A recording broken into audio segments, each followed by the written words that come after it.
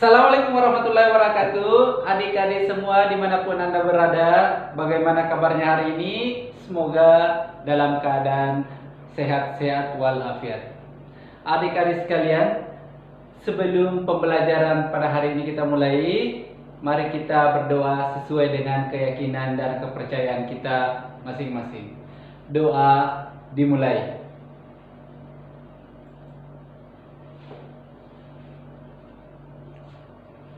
Doa selesai. Adik-adik sekalian, pada hari ini kita akan mempelajari materi mengenai virus. Kompetensi dasar yang akan kita capai setelah mempelajari materi ini adalah menganalisa struktur, replikasi, dan peranan virus dalam kehidupan. Adik-adik sekalian, dalam masa pandemi sekarang ini, kita selalu dituntut untuk menjaga jarak, mencuci tangan, dan selalu pakai masker. Nah, adik-adik sekalian, tahukah kalian apa itu virus? Bagaimana cara penyebaran virus? Dan bagaimana peranan virus dalam kehidupan sehari-hari? Adik-adik sekalian, berikut kita akan mempelajari bagaimana bentuk struktur virus itu sendiri. Kemudian yang berikutnya adalah bagaimana replikasi virus atau bagaimana virus itu bereproduksi. Dan yang terakhir adalah bagaimana peranan virus dalam kehidupan sehari-hari. Baik adik-adik sekalian, kita akan bahas satu persatu. Baik, yang pertama yang akan kita bahas adalah asal virus. Virus berasal dari bahasa Latin yang artinya adalah racun. Peneliti Adolf Meyer, Dmitri Inovansky, Martinus Beijerinck, Wendell Stanley adalah peneliti yang pertama kali menemukan virus tobacco mosaic virus pada tanaman tembakau. Kemudian kita akan membahas ukuran virus. Pada gambar ini terlihat dua gambar. Yang pertama adalah bakteriofag atau virus yang menyerang bakteri. Yang kedua adalah bakteri, sehingga kita dapat melihat ukuran antara bakteri dan virus. Ukuran tubuh virus sangat kecil, sekitar 10 sampai 300 nanometer. Selanjutnya kita akan membahas mengenai bentuk virus. Pada gambar ini ada beberapa virus yang ternyata kita bisa melihat bahwa dari sekian banyak virus itu mempunyai bentuk yang berbeda-beda. Selanjutnya kita akan membahas struktur virus. Virus disebut sebagai benda mati karena terdiri atas partikel yang dapat dikristalkan. Partikel virus lengkap disebut virion. Virus dikatakan makhluk hidup karena mempunyai RNA dan DNA untuk bereproduksi sebagai ciri makhluk hidup. Virus sebagai parasit obligat, yang artinya hanya dapat hidup jika berada pada sel hidup. Selanjutnya kita akan membahas struktur tubuh bakteriofag. Pada gambar ini terlihat ada 3 bagian. Yang pertama adalah kepala yang terdiri atas kapsid dan DNA. Yang kedua yaitu leher yang terdiri atas selubung ekor. Yang ketiga adalah ekor. Virus yang mengandung DNA saja, herpesvirus penyebab infeksi mulut dan kelamin, adenovirus penyebab infeksi usus dan saluran pernafasan, papovirus penyebab kanker pada hewan. Virus yang mengandung RNA saja, yaitu coronavirus, penyebab corona.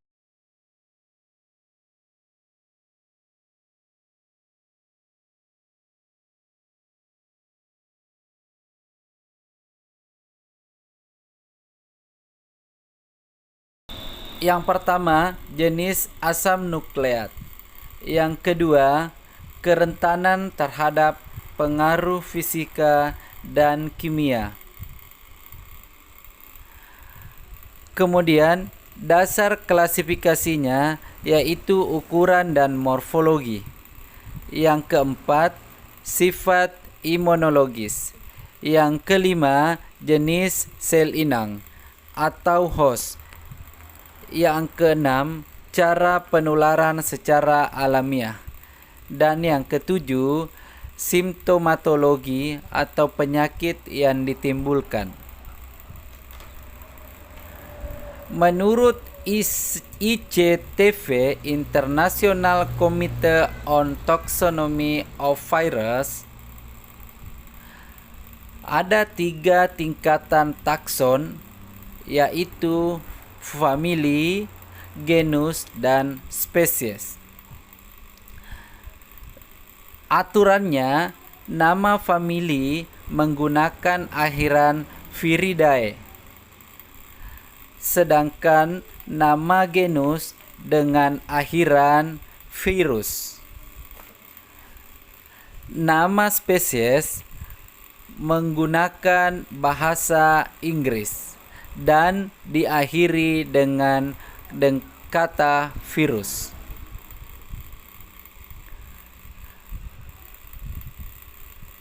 Contoh klasifikasi virus. Yang pertama, kita bahas klasifikasi dari famili Coronaviridae. Genus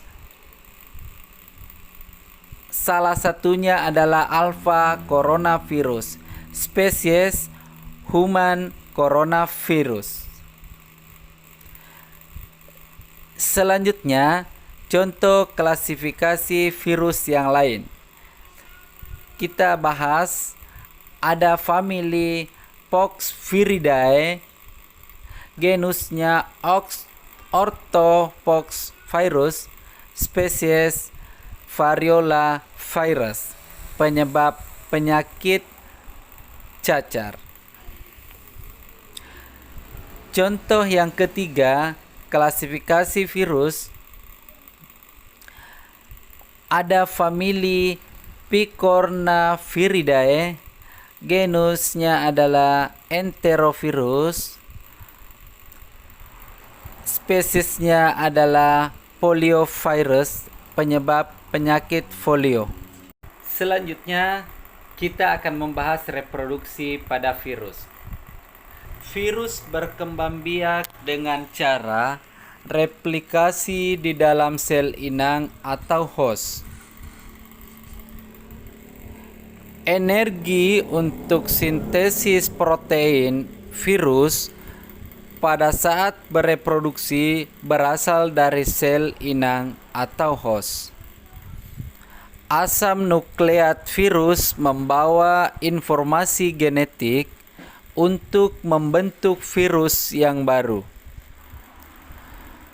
Reproduksi virus ada 2 macam, yaitu daur litik atau lisis dan daur lisogenik. Oke, kita akan bahas satu persatu. Yang pertama adalah daur litik atau lisis. Tahap awal adalah fase adsorpsi, yaitu virus menempel pada sel inang atau host. Fase yang kedua adalah fase penetrasi, yaitu virus menginjeksikan materi genetik DNA atau RNA ke dalam sel inang. Fase yang ketiga adalah fase sintesis, yaitu pembuatan salinan genom dan protein komponen virus. Fase yang keempat adalah fase pematangan, yaitu perakitan virion. Virion adalah partikel lengkap virus. Dan fase yang kelima adalah fase lisis atau litik. Ini adalah ciri khas dari daur litik, sel inang pecah dan virus baru keluar dari sel inang. Virus menghasilkan enzim lisosim, enzim yang digunakan untuk merusak dinding sel inang. Virus virulen adalah virus yang mampu bereproduksi dengan siklus litik atau lisis. Selanjutnya kita akan bahas daur lisogenik. Daur lisogenik terjadi jika sel inang memiliki pertahanan yang lebih baik daripada daya infeksi virus, sehingga sel inang tidak mudah pecah atau lisis. Virus temperat adalah virus yang dapat bereproduksi dengan cara daur lisis dan lisogenik. Pada daur lisogenik terjadi peristiwa tidak terbentuknya virion baru. Kemudian sel inang mengandung profag. Profag adalah gabungan DNA virus dan kromosom sel inang. Dan sel inang tidak mati atau rusak, bahkan bisa membelah diri. Sekarang kita akan melihat daur lisogenik. Tahap awal adalah fase adsorpsi, yaitu virus melekat pada sel inang atau host. Fase yang kedua adalah fase penetrasi. Virus menginjeksikan DNA atau RNA ke dalam sel inang atau host. Fase yang ketiga adalah fase penggabungan. Terjadi profag DNA virus disisipkan pada kromosom sel bakteri. Fase yang keempat adalah fase replikasi. Kromosom yang telah tersisipi profag bereplikasi atau menggandakan diri secara terus-menerus selama ada pembelahan sel. Sekarang kita bisa melihat perbedaan antara siklus litik dan siklus lisogenik. Litik ditandai dengan pecahnya dinding sel, sedangkan lisogenik mengikuti perkembangan yang menguntungkan. Yang pertama adalah terapi gen. Seperti yang kita bisa lihat pada gambar, teknik terapi gen untuk mengobati kelainan genetik ADD, yaitu adenosin deaminase defisiensi, yang menyebabkan seseorang tidak memiliki daya tahan tubuh karena tidak memiliki enzim AD. Menggunakan retrovirus sebagai vektor untuk memasukkan gen pengkode enzim AD, adenosin deaminase, ke dalam sel limfosit T yang abnormal. Peranan virus yang menguntungkan yang kedua adalah pembuatan vaksin protein. Selubung virus dapat digunakan sebagai protein khusus yang akan memacu terbentuknya respon kekebalan tubuh untuk melawan suatu penyakit. Peranan virus yang menguntungkan yang ketiga adalah pengobatan secara biologis.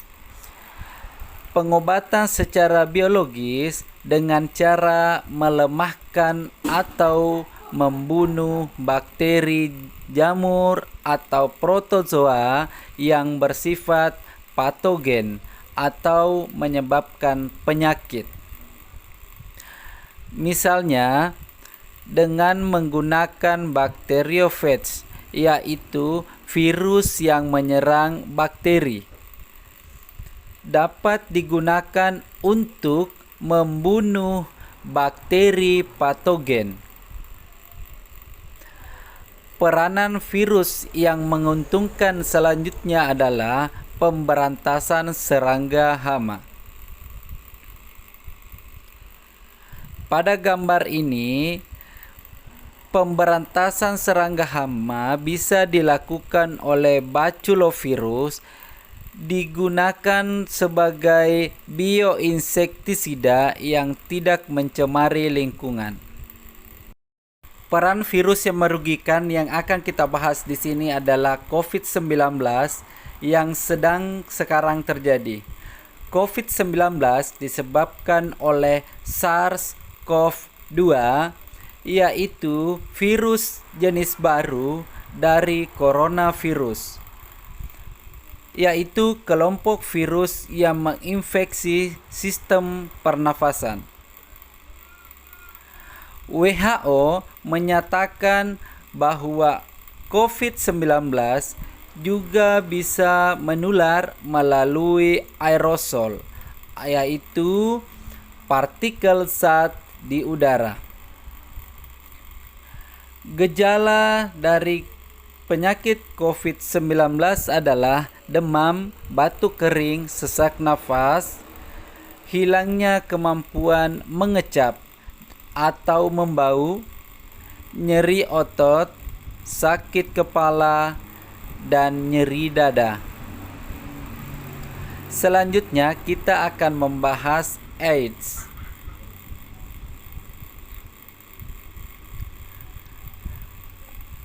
AIDS merupakan penyakit hilangnya kekebalan tubuh yang disebabkan oleh HIV, Human Immunodeficiency Virus. Ini adalah gambar di mana HIV menyerang limfosit. HIV menyerang limfosit dengan masa inkubasi yang cukup lama, yaitu antara 10 sampai 15 tahun. Penularan HIV melalui hubungan seksual dengan penderita, penggunaan jarum suntik bebas oleh pengguna narkoba, transfusi darah dari penderita ibu positif AIDS yang hamil. Selanjutnya kita membicarakan mengenai penyakit gondongan. Pada gambar ini terlihat adanya pembengkakan kelenjar parotis, yaitu kelenjar ludah yang dapat menular. Selanjutnya ada penyakit herpes. Herpes adalah penyakit infeksi pada sel epitel. Setelah terjadi infeksi pada sel epitel, virus akan terus berada pada sel saraf. Selanjutnya, kita bahas penyakit cacar. Cacar disebabkan oleh virus variola virus. Masa inkubasi dari penyakit cacar sekitar 12 hari. Pencegahan digunakan vaksin virus ortopoxvirus. Selanjutnya ada hepatitis. Hepatitis merupakan penyakit gangguan fungsi hati dan empedu. Penularan hepatitis melalui cairan tubuh atau peralatan makan dan minum penderita. Terdapat hepatitis A, B, C, dan D. Selanjutnya kita bahas influenza atau flu. Penyakit influenza merupakan penyakit pernafasan yang disebabkan oleh orthomyxovirus. Gejala dari influenza adalah tubuh menggigil, demam, sakit kepala, batuk kering, dan nyeri otot. Kemudian ada penyakit campak atau morbili. Campak atau morbili disebabkan oleh morbillivirus. Masa inkubasi dari campak adalah 7-11 hari. Gejalanya demam, bersin, batuk, pilek, mata merah, timbul ruam becak merah. Selanjutnya kita bahas penyakit flu burung. Flu burung disebut juga sebagai avian influenza atau AI disebabkan oleh HPAIV.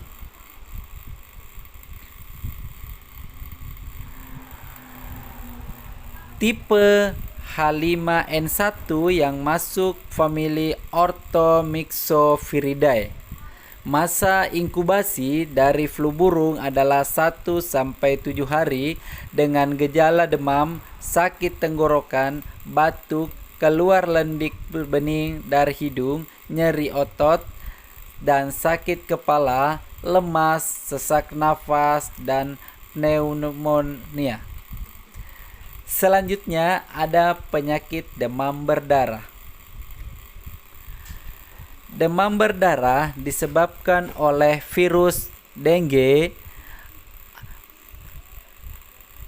atau virus flavivirus melalui gigitan nyamuk Aedes aegypti. Ditandai dengan tubuh menggigil karena demam, sakit kepala, jumlah trombosit yang turun, dan bahkan bisa drastis sehingga terjadi pendarahan. Selanjutnya kita bahas penyakit poliomielitis.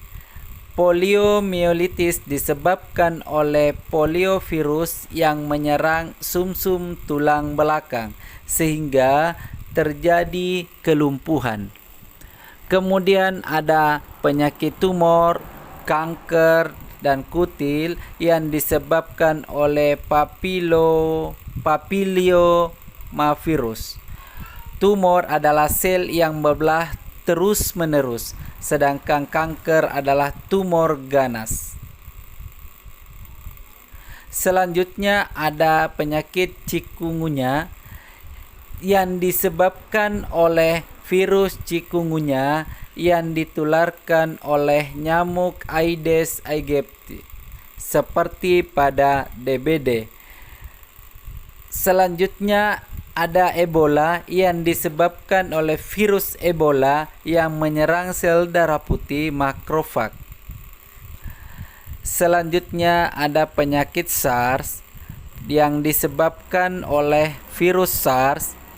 Penularannya melalui udara, menyebabkan penderitanya kekurangan oksigen.